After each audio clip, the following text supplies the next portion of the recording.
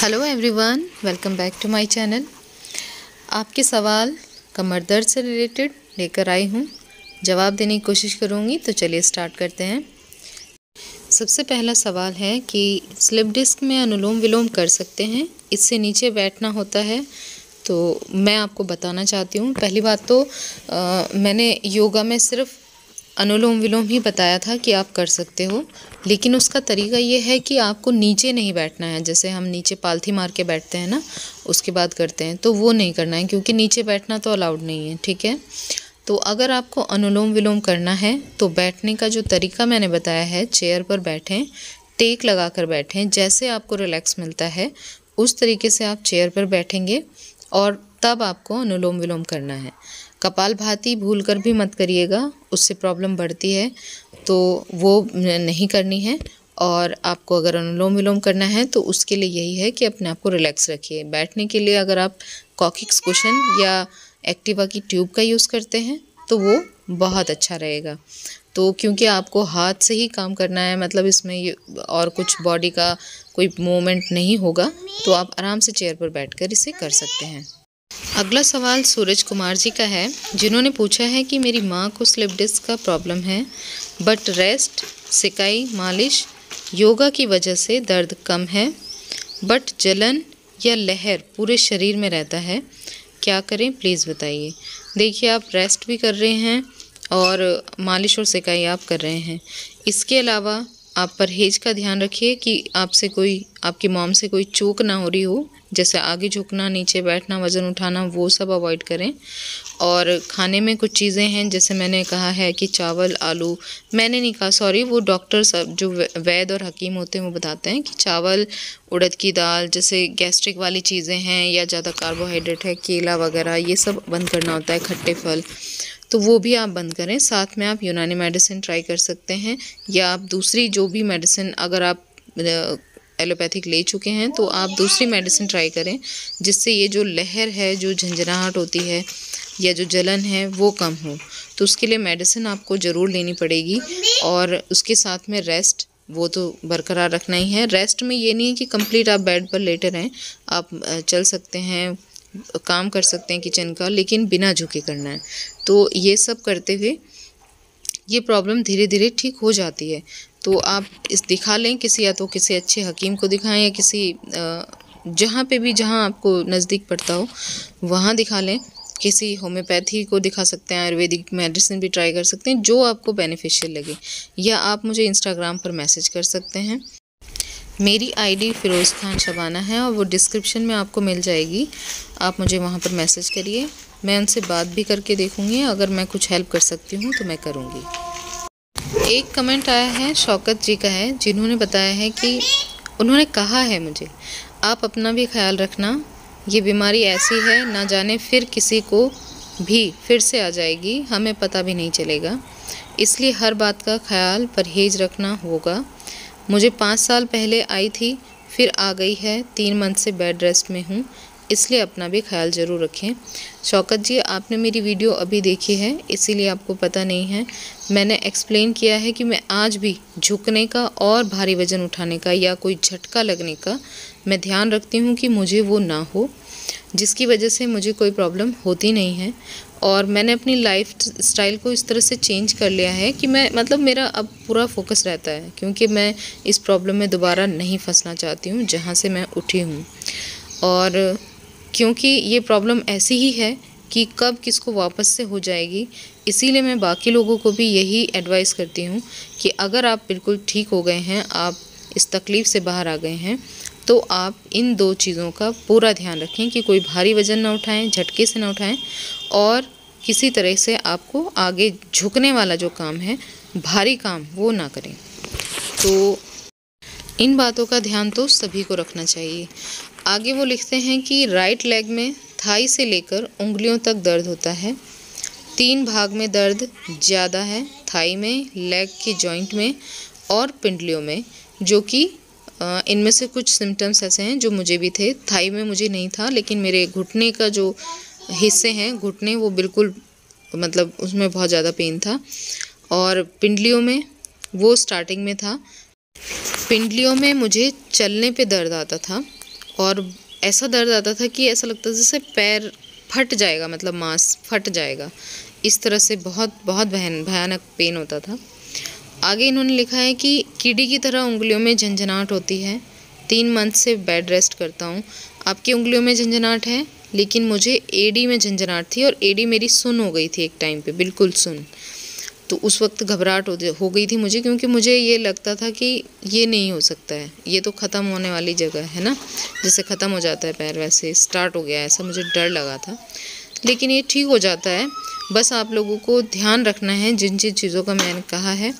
Medicine आप चाहे कोई भी ले रहे हो, उसके साथ में परहेज का ध्यान रखिए। साथ में जो आप अगर एक्सरसाइज कर रहे हो, अगर उससे रिलीफ आता है तो ही उसे बरकरार रखें, अदरवाइज़ ना करें। मैंने नहीं की है। बहुत सारे ऐसे पेशेंट हैं जिनको एक्सरसाइज से बहुत ज़्यादा दर्द बढ़ता है, और उसका कारण ये है कि करने का तरीका सही से नहीं पता होता, जो कि मैंने एक्सपीरियंस किया है। मुझे भी नहीं पता था कि कैसे करना है, तो मुझे लगता था कि जल्दी जल्दी करो और चले जाओ, जॉब पे जाना है, तो उसकी वजह से फिर वो स्टार्टिंग में ही मतलब बेकार हो गए। मसल्स जो थे वो सपोर्ट करना उन्होंने बंद कर दिया था। आगे उन्होंने लिखा है 3 मंथ से बेड रेस्ट करता हूँ, रेस्ट से आराम रहता है, बैठने से नस दुखती है, बैठा नहीं जाता, चला नहीं जाता, ऑर्थो का दवाई ले रहा हूँ, गर्म पानी का सेक करता हूँ दर्द राहत के लिए, देखो कब ठीक होता है। इसके अलावा मैं आपसे यही गुजारिश करूँगी, आप चाहे मेडिसिन कोई भी ले रहे हो, आप उसके साथ परहेज का ध्यान रखें, खाने का भी और फिज़िकल भी। साथ में आप जो आप सेक कर रहे हो, उसके साथ आप मालिश का ऑयल बना लें, और उस मालिश को भी करने का तरीका है जो L4 L5 वाले हैं, मैंने बताया है। वो तरीका आपको प्लेलिस्ट में मिल जाएगा कि नीचे टेल बोन की तरफ से हाथ को ऊपर की तरफ ले जाना है, जहाँ तक आपको पेन है उतने में, और उसे हाथ को वापस नहीं लेके जाना है, उठा लेना है वहाँ से, मतलब ऊपर ऊपर की तरफ को ही करते जाना है। तो वो मैंने दिखा रखा है वीडियो में, अगर आपको मिल जाएगा। उस तरह से आप मालिश ज़रूर करें, ऑयल बना लें, बहुत बेहतरीन तेल है जिसने बहुत हेल्प की है, और उसे आप घर पर ही बना सकते हैं। आप गांठ लहसुन ले आएँ, तिल का तेल ले आएँ, और बनाने का तरीका आपको प्लेलिस्ट में मिल जाएगा या डिस्क्रिप्शन में देख लें, तो वो बना के उसकी मालिश और सिकाई ज़रूर करें।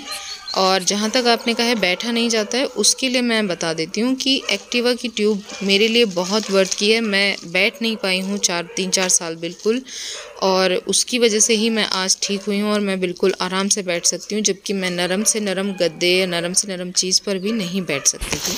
तो आप उसका यूज़ करें। एक्टिवा की ट्यूब में थोड़ी सी हवा ही भरनी है, ज़्यादा भरने से मुझे भी रिलीफ नहीं आया था, मतलब मैं बैठ नहीं पाई थी उस पर। ज़्यादा हवा नहीं भरनी है, जितना कम होगी उतना अच्छा है।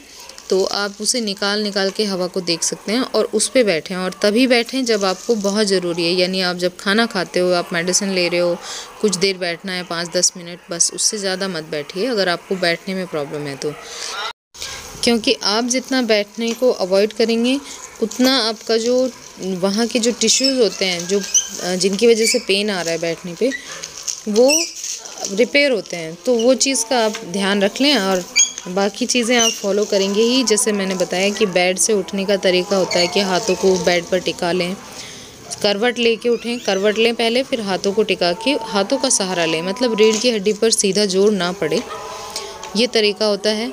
और जैसे नहाने का है, वो भी गर्दन वगैरह बिल्कुल मत झुकाएं। बहुत से पेशेंट हैं जिनको स्टार्टिंग में सिर्फ लंबर में प्रॉब्लम होती है, लेकिन बाद में सर्वाइकल हो जाता है, तो उस चीज़ का ध्यान रखें।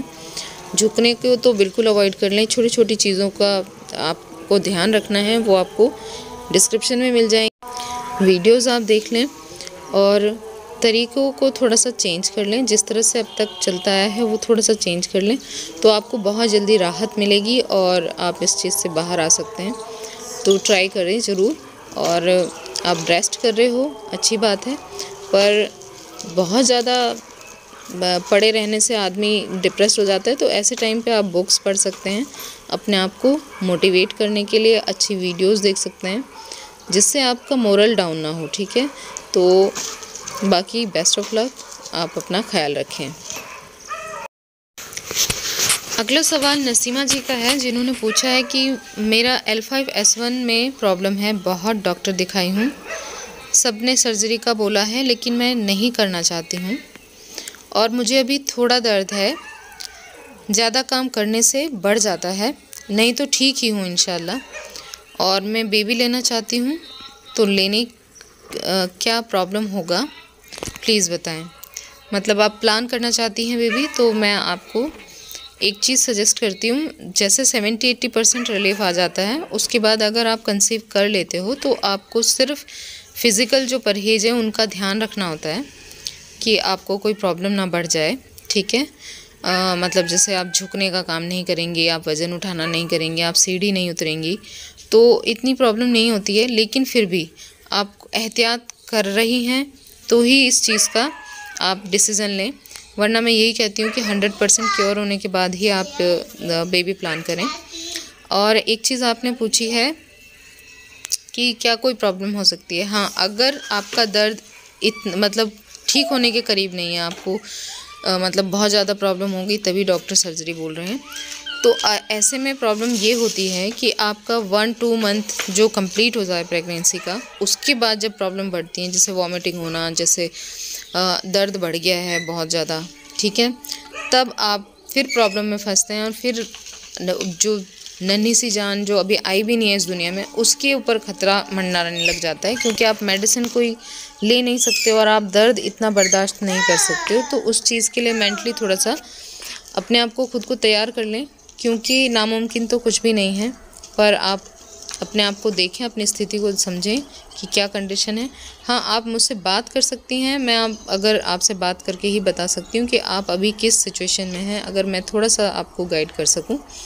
बाकी डिसीज़न आप ही को लेना है। मैं यही कहूँगी कि आप कंप्लीट ठीक होने के बाद ही आप बेबी प्लान करें। तो बस आज के लिए इतना ही। आई होप कि वीडियो आपके लिए हेल्पफुल रही हो। वीडियो अच्छी लगी तो like, share and subscribe please ज़रूर कर दें, और अपना खूब सारा ख्याल रखिए, मुझे दुआओं में याद रखिए। मिलते हैं नेक्स्ट वीडियो में।